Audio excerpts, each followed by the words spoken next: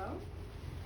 Today I'll be giving my testimony on what it means to be a refugee and the struggles of a refugee on a daily basis. Does anyone here have an idea of what a refugee is? Yes, I did. Okay. Leaving your own nation to fly to another is like leaving a piece of yourself behind. A refugee is someone who goes beyond their place of nationality and is unable to return because of fear. I want to tell you a story about a mother and her daughter coming into South Africa and how they became refugees and their daily life of being a refugee in South Africa. Leaving my country at the age of 4 with my mother was scary. Although we were fortunate enough to leave DRC legally and enter South Africa legally, I still felt like I left my identity. My mom and I had to come to South Africa because our economy was not stable. And my mom was married to a man who was old school, but he was always abusive to my mom. When my mom arrived in South Africa, she felt safe. My mom could not speak English, so she only spoke her mother tongue, which is Kikongo, Lingala, and French. And all I knew how to speak was French. My mom arrived here at a very young age, and when we arrived, she arrived with her. We moved in with her younger sister, who had also migrated to South Africa a few years before. Few months after, my mom had to go to the Department of Home Affairs to apply for a permit to be identified as a legal refugee in South Africa. However, it was not easy.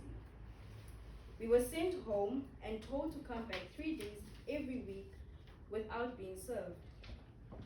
As my mom never gives up, we eventually got handed permits after 2 months of attending Home Affairs every morning. I, on the other hand, could not speak English and had to be put in school.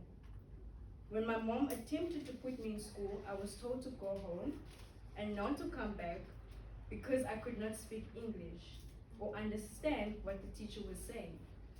I remember sitting in the class with all other children and they were saying the ABCs and I was just looking at the teacher. When it came to my turn to say letters, I was looking and I was just lost. So I was told to go home and to come back when I could speak English. I spent a year at home until I could eventually speak English. A few years after, my mom passed away in a car accident by a guy who was speeding and drunk. Since my mom was a refugee, she was not served the justice she deserved. The man only went to jail for 3 days, then got released with no charges, and here I was left alone. I could not attend school the following year because the holder of my documents had died. My aunt then took me and claimed custody. It was very difficult for her to be given the authority of becoming my legal guardian. She only received a response after 2 years. As I started attending school again, it would hurt me when people start making xenophobic comments as go back to a country. I felt very discouraged and I would often hide my identity as a Congolese.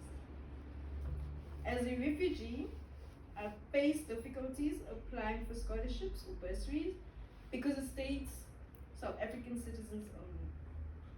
I can imagine how one would feel so excluded and demotivated at a place where they hope to find refuge.